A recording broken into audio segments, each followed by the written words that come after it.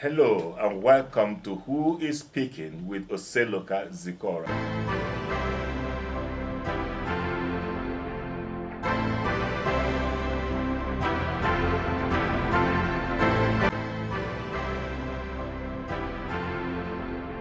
Well, first and foremost, my secondary education was really in the military as a boy, as a boy soldier then. Okay. I attended military school after my primary school education. I gained entrance into military school at the age of 13, 14. And of course, we combined secondary education with military. Similar to what was happening in the government colleges then, when you had as hobby or as part-time military training. But this was solely military training because after your school start, you are fed into the mainstream of the military and there you progress. But the attraction was that first, my dad being a uniformed policeman, I was taken into uniforms and then helping my mom to sell her wares like bread, petty trader to do this thing. I got in touch with military men, this thing, and it attracted me. The uniform and the comradeship I saw among the soldiers then attracted me to joining the military. Honestly, my parents didn't know I was joining the military.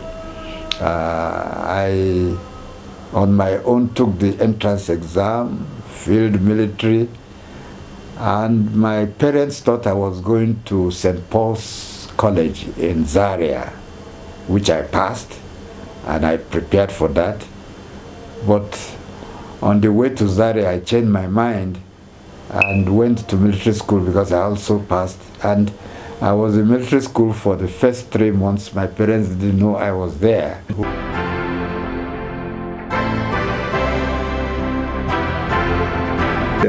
Some would say that's why you struck in 1985 was driven by the fact that you wanted to put your friend General Babangida into power as head of state. Would that be a right conclusion? No, because in the first coup, most of us thought it was General Babangida who would head the government, because he was a fine officer, a brilliant officer, and we all believed in him. But he allowed General Buhari to head the government.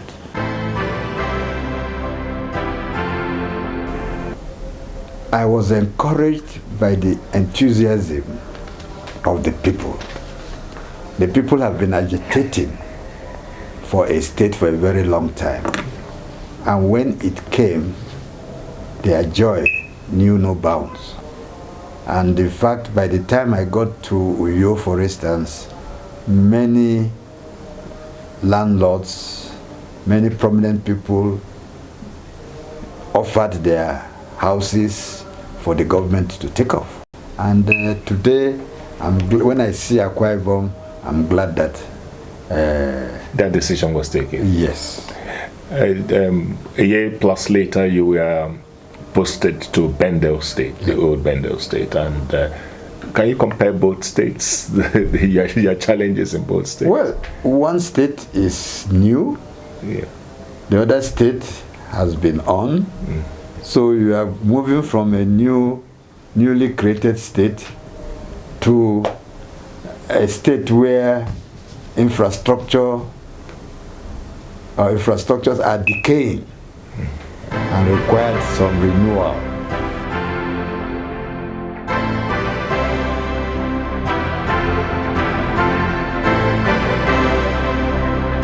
Yes, it's true that I had a role to play. You know, in this sort of thing, God has a way of using people to achieve certain results. At a time that the creation of Kogi State was waning away, I had the privilege, as you said, yes, I was close to General Babangida. I worked with him very well. So I put a lot of pressure on him, and he obliged, and of course Kogi was created.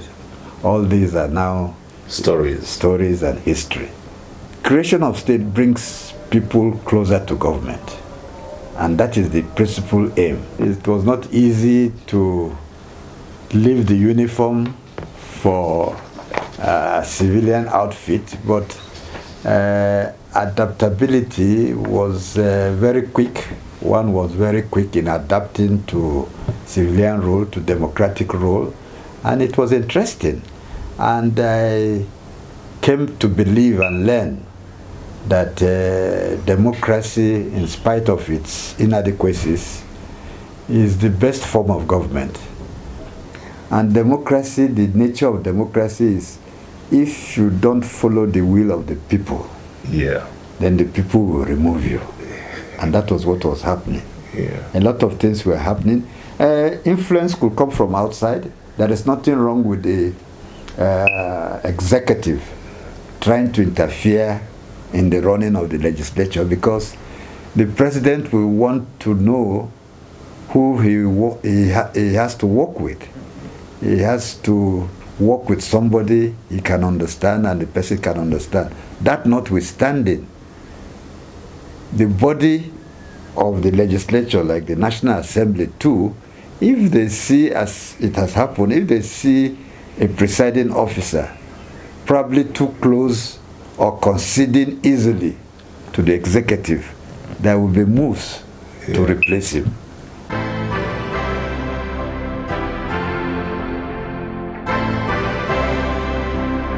During my time, governors had no influence over who was elected or not.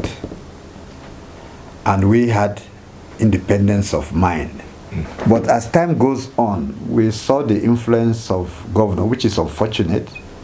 The governors sponsor the candidates, and they want the candidates to do their bidding. The candidates can't do anything without reference to their governors. It's unfortunate.